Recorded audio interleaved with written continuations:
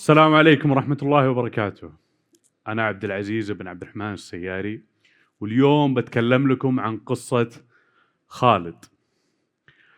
خالد عنده ابن اسمه فيصل في المرحلة الابتدائية. ولد فيصل يوميا خالد يقوم الصباح بدري وياخذ ابن فيصل ويوديه للمدرسة، ويمر بالطريق اللي يمر فيها أغلبنا يوميا كل صباح. الطريق يكون مزدحم وياخذ منه وقت كثير ويأثر على نفسيته ويجيب له قلق يوميا في هذا الطريق. وبعد ما ياخذ أكثر من نصف ساعة في إنه يوصل ابن فيصل للمدرسة، ينطلق خالد إلى مكان عمله وياخذ مدة نفسها كذلك، فيصل إلى عمله متأخر. اجتماعات الصباح دائما متأخر عليها، مديره ما هو راضي عنه، وضعه في العمل ما هو جيد. فخالد مستاء جدا من الوضع اللي هو فيه. ما كل يوم آخذ وقت طويل في إني أودي ابني وإني أرجعه. ما ننسى أنه بعد في فترة الظهر يضطر للخروج من العمل ويروح ياخذ ابنه ويرجع للبيت ويرجع للعمل مرة ثانية. فكثير من الوقت هذا جالس يضيع عليه في زحمة وطرق وغيرها. خالد الآن مستاء جدا من هذا الوضع، والسبب الرئيسي فيه هو إن ما في مدرسة موجودة قريبة من الحي كامل ما في ولا مدرسة. فبعد فترة من الزمن خالد طالع من بيتهم، لقى مشروع عقاري مسور، وراح شاف اللوحة حقت المشروع، لقى أن المشروع بناء مبنى تعليمي لشركة تعليمية للطلاب والطالبات. المبنى راح شاف مدة المشروع بتاخذ من 18 إلى 24 شهر. خالد استبشر خير كثير، قال الحمد لله إن شاء الله ولدي فيصل اليوم في ثالث، لما يوصل خامس بيكون إن شاء الله مدرسة جاهزة وأحطه فيها، والمدرسة تبعد أقل من 5 دقائق، فوضعي إن شاء الله بيكون ممتاز وبكون مرتاح من هالناحية، وارتاح من شغلة الصباح هذه والحوسة والمشاوير. ولكن اللي حصل مع خالد إنه بعد فترة من الزمن، خذاله سنة، خذاله سنتين، خذاله 3 سنوات، إلى الآن المدرسة واقفة ما وصلت حتى ما صبوا الدور الأول. الوضع كان ما هو جيد، وهو للآن في نفس المعاناة جالس يمشي فيها بشكل يومي. فقال أجل أروح أشوف راعي المدرسة وإدارة المدرسة وتأكد منهم، أشوف إيش وضعهم، ليش يتأخر المشروع بهالطريقة؟ أنتم قلتوا 24 شهر، من 18 إلى 24، واليوم لنا 3 سنوات. فراح لإدارة المدرسة وسألهم عن المدرسة وليش ما هي ماشية. فقالوا إنه والله المدرسة تحتاج سيولة عالية، تحتاج 10 ملايين ريال، وحنا سيولتنا ما هي كافية إننا ننجزها بهالسرعة، فحنا جالسين نمشي شوي شوي. ولكن نبشرك إن حنا بنطرحها كفرصة استثمارية، كمشروع على مستثمرين، عشان نجمع 10 مليون ريال اللي نحتاجها ونستعجل في المدرسة. فخالد استبشر خير وطلع مبسوط من هذا اللقاء، بحيث أنه معناته أن المشكلة اللي تعاني منها المدرسة انحلت بالطريقة هذه. فبعدها بدأت المدرسة، بعدها خالد قرر أنه يستثمر معهم 10,000 ريال مع مجموعة من المستثمرين حتى أكتمل المبلغ التمويلي اللي يحتاج المدرسة حتى أنها تبدأ في العمل. فبدأت بعد ما جمعوا المبلغ بدأت المدرسة في العمل، راحوا عينوا مكتب هندسي مصمم وإشراف، راحوا لمقاولين ووقعوا مع المقاول، وبدأ المقاول في العمل. المقاول قام بتوظيف مهندسين وتوظيف عمال. بعدها راحوا المدرسة وتعاقدت مع مصنع للإسمنت، مصنع للحديد، مصنع للأثاث، مصنع للنوافذ، مصنع للأخشاب، وكل ما يحتاجه البناء في هذه المدرسة. فالحمد لله بعدها بدأت تمشي المدرسة بشكل جيد، وبدأت تمشي في مراحل البناء حقتها، إلى أن بعد 2 ولله الحمد اكتمل بناء هذه المدرسة. فلما اكتمل بناء المدرسة راحت إدارة المدرسة تعاقدت مع معلمين، تعاقدت مع إداريين، تعاقدت مع عمال سائقين، وقامت المدرسة بالبدء في استقبال الطلاب. فبدأ أهالي الحي يسجلون طلابهم في هذه المدرسة، فبدأ التسجيل وبدأ الطلاب ينضمون لهذه المدرسة. وبعدها بفترة، ويعني يمكن كثير منكم يعرف كيف أنه المدرسة سواء مستشفى، سواء مصنع، سواء سواء فندق، أي مشروع مثل هذا يعتبر آنكر اقتصادي، فلما تحطه في مكان تقوم الحياة حوله. فلما صار في مدرسة قامت الحياة بجانب المدرسة، فجاء أحد العقاريين وبنى مبنى. المبنى هذا صار فيه محلات، بقالات ومطاعم. بعدها جاء شخص شاف والله في سيارات تمر كثير من هالمكان، معناته يحتاجون إلى محطة، بنى محطة، وعليها استمر المكان في التوسع.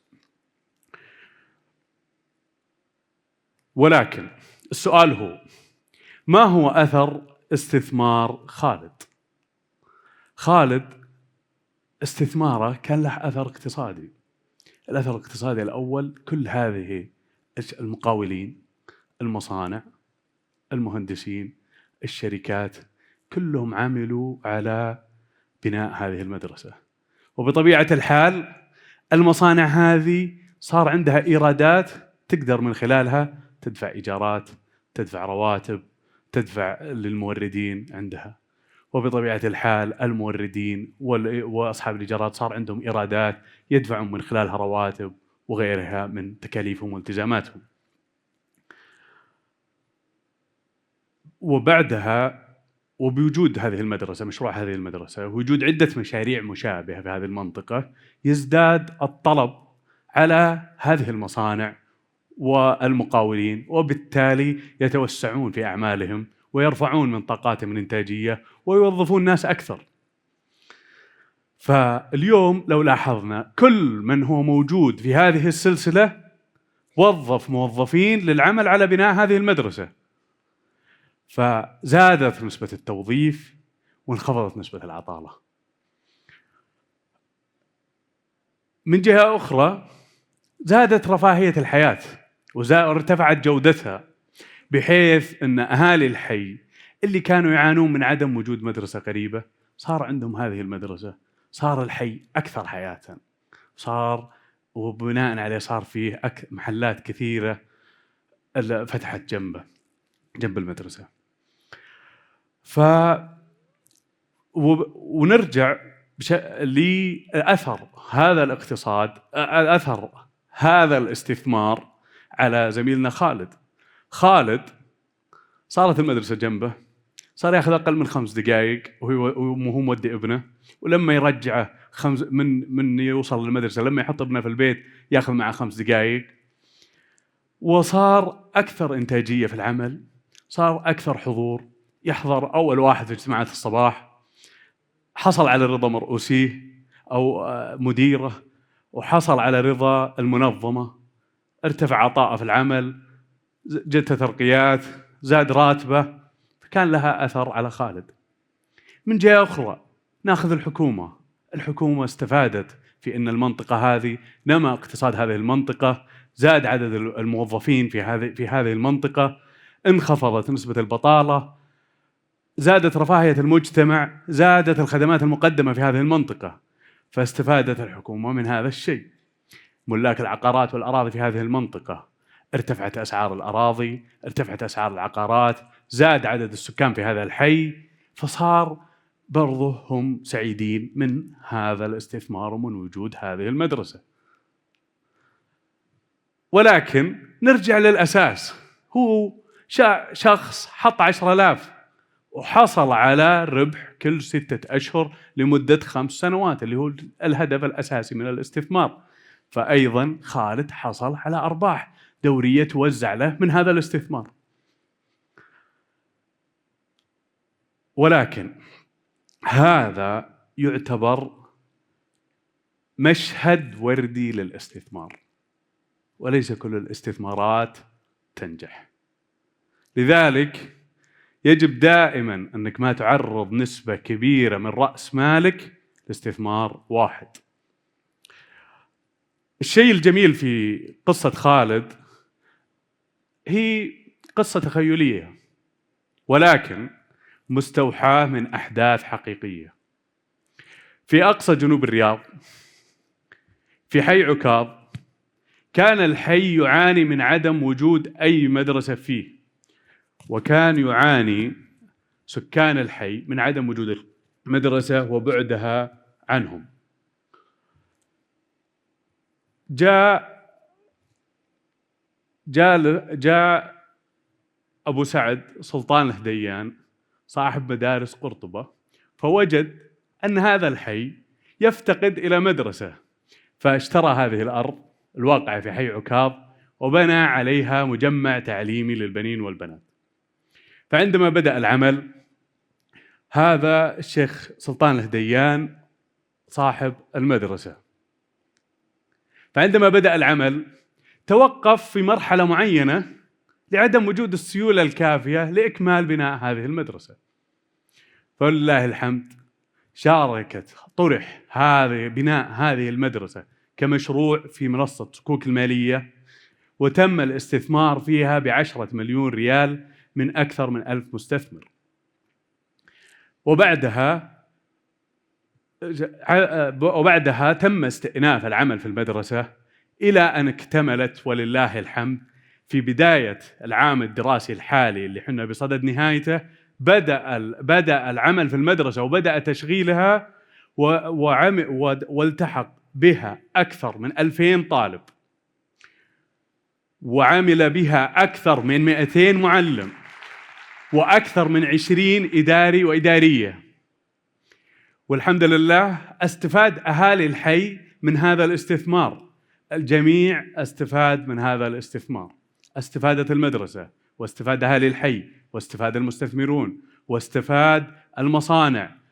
فلذلك تذكر دائما استثمارك ذو أثر. شكرا لكم.